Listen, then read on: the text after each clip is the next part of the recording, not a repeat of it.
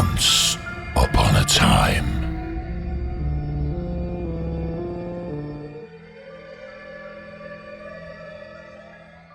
कुछ साल पहले की बात है। एक कपल अपने नए घर में शिफ्ट हुआ। उनकी एक ही बेटी थी, ज़ायरा, जो 5 साल की थी। घर बड़ा होने की वजह से उन्होंने अपनी बेटी के लिए एक बहुत खूबसूरत रूम डेकोरेट किया, जहाँ उसका एक छोटा सा बेड भी बनवा के रखा। कमरे का हर कोना बहुत प्यार से सजाया गया था। जो भी घर आता वो उनके घर को देख के बहुत हैरान होता।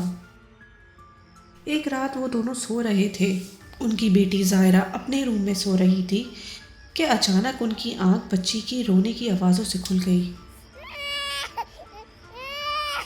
वो अपने बिस्तर से उठ के जब अपनी बेटी के कमरे में गए तो देखा बच्ची बहुत बुरी तरह किसी चीज़ को देख के रो रही है। उन्होंने सोचा शायद उसने कोई बुरा ख्वाब देखा होगा। ये सोचकर ज़ायरा की अम्मी ने उसे साथ लेटकर सुलाया और फिर सुलाकर अपने रूम में सोने चली गईं। बाकी रात बहुत आराम से गुजर गई। अगले दिन जब ज़ायरा की अम्मी उसके कमरे में गई तो देखा कि कमरे में सब कुछ उल्टा पड़ा है। उन्होंने ये देख के ज़ायरा को समझाया कि बेटा अपने रूम को साफ रखते हैं, इस तरह गंदा नहीं करते। ज़ायरा ने कहा, ये सब मैंने नहीं किया, ये उस लड़के ने किया है जो रात को मेरे रूम में था। उसकी अम्मी ने उसकी इस बात को ध्यान नहीं दिया और ये कहकर टाल दिया कि इस कमरे में सिर्फ तुम रहती हो और यहाँ कोई नहीं आता। अगली रात जब वो लोग सो रहे थे फिर से उनकी आवाज़ ज़ायरा की चीखों से खुल गई। जब उसकी अम्मी ने जाके उसके रूम का दरवाज़ा खोला तो वहाँ खूब अंधेरा था। उन्होंने जब वहाँ की लाइट्स ऑन की तो कमरे में उनको एक 6 से 7 साल का लड़का खड़ा नज़र आया, जो लाइट खुलते ही धुएं की तरह हवा में कहीं गायब हो गया। ज़ायरा की अम्मी उसको लेके फ़ौरन अपने रूम की तरफ भागी और उसके अब्बू को सारी बात बताई। उस लड़के को देख के ज़ायरा बुरी तरह रो रही थी और उसकी अम्मी का भी खौफ से बुरा हाल था।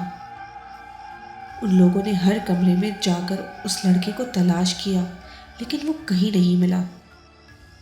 उन दोनों मियाँ बीवी ने सोचा अब ज़ायरा को कमरे में अकेला नहीं सोने देंगे और उसको अपने साथ ही सुलाएंगे।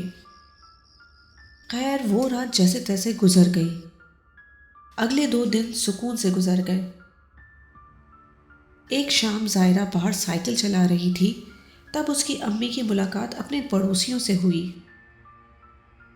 बातों बातों में ज़ायरा की अम्मी ने उस रात के वाक़े का जिक्र उनसे किया तो उनके पड़ोसी ने बताया कि ये घर तो आसिफ ज़दा है और ये बात यहाँ मोहल्ले में सबको पता है।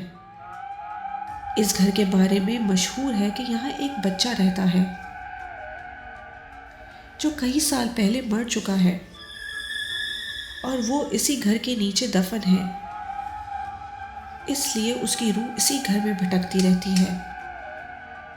जब इस बात का जायज़ा लिया गया और वहाँ खुदाई हुई तो सालों पुरानी हड्डियाँ उनके घर के नीचे से मिली, जिसे देख के उन लोगों के रोंगटे खड़े हो गए। और जिस जगह वो बच्चा दफन था वो जगह बिल्कुल ज़ायरा के बेड के नीचे थी। इस सारे वाक़े से वो लोग बहुत डर गए और उस घर को भी छोड़ दिया।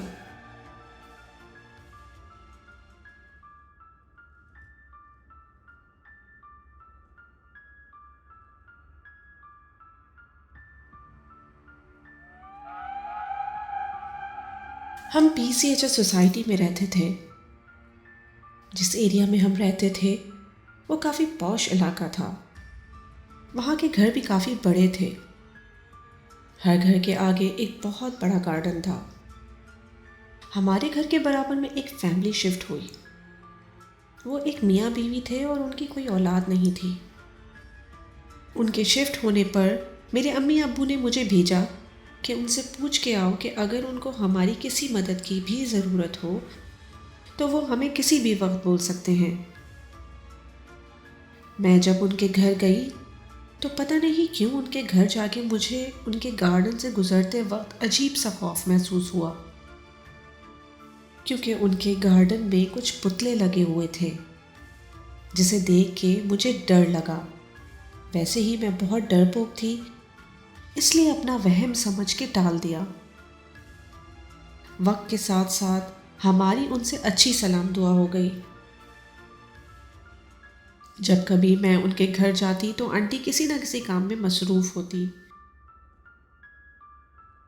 وہ اپنے گھر کے سارے کام خود کرتی تھی۔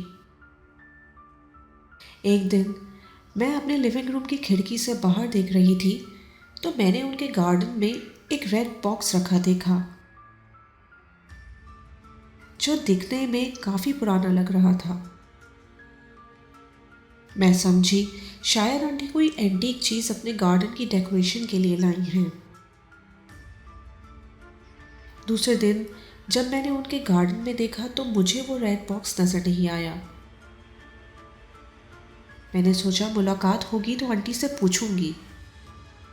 مجھے بیکنگ کا کافی شوق تھا، تو جب میں نے کپ کیکس بنائے تو امی نے ان کے گھر دے کے آنے کو کہا۔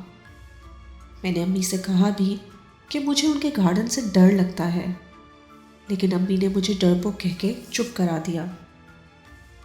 میں جب کپ کیکس لے کے ان کے گھر گئی تو آنٹی اپنی کچھ پرانی البمز لے کے بیٹھی تھی۔ انہوں نے بڑی خوشی سے مجھے اپنی اور اپنے سارے خاندان والوں کی تصاویر دکھائیں۔ باتوں باتوں میں ان سے اس ریڈ باکس کے بارے میں پوچھنا بھی بھول گئی۔ پھر میرے فائنل ایگزامز آنے والے تھے اور میں اپنے ایگزامز میں کافی بزی ہو گئی۔ ہمارے نئے پڑوسی سے بھی ہماری کافی دن تک کوئی ملاقات نہیں ہوئی۔ ایک دن میں نے کیک بنایا تو امی نے کہا کہ برابر میں آنٹی کو بھی دے آؤ۔ میں جب کیک لے کے ان کے گھر گئی تو کسی نے دروازہ نہیں کھولا۔ مجھے تھوڑی حیرت ہوئی کیونکہ میں نے ان کو کبھی کہیں آتے جاتے ہوئے نہیں دیکھا تھا۔ ہم گھر والوں کو تھوڑی تشویش ہوئی اور ہم نے ان کے گھر پر کال کی۔ گھر کا فون بھی نہیں ملا تو ہم نے گلی کے گارڈ سے معلومات کی تو اس نے بھی یہی بتایا کہ 4-5 دن سے کوئی بھی آتا جاتا نہیں دکھا۔ ہم پریشان ہو گئے اور دروازے کا لاک توڑ کر اندر جا کے دیکھا تو آنٹی اور انکل کی لاش گارڈن میں پڑی تھی اور ان دونوں کی ایک الٹی آنکھ نہیں تھی۔ اور جب گارڈن کو دیکھا تو وہاں وہی ریڈ باکس نظر آیا جو بہت ہی پرانا دکھتا تھا۔ جب ہم نے اس ریڈ باکس کو کھولا تو اس میں بہت سی سوئیاں اور کچھ نقش تھے۔ ان کے سارے آباء و اجداد کی تصویریں ملی جو کچھ ہی دن پہلے آنٹی نے مجھے دکھائی تھی۔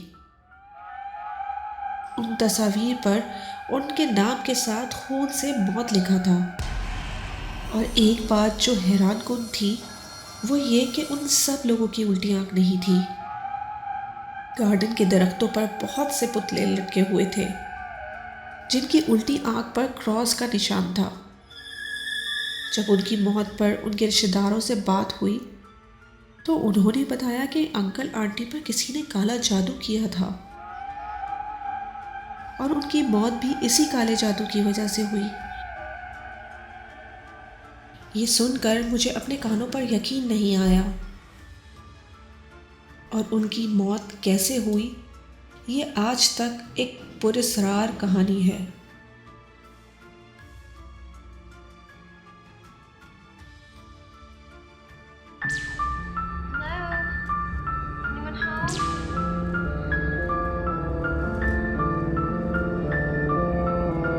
Once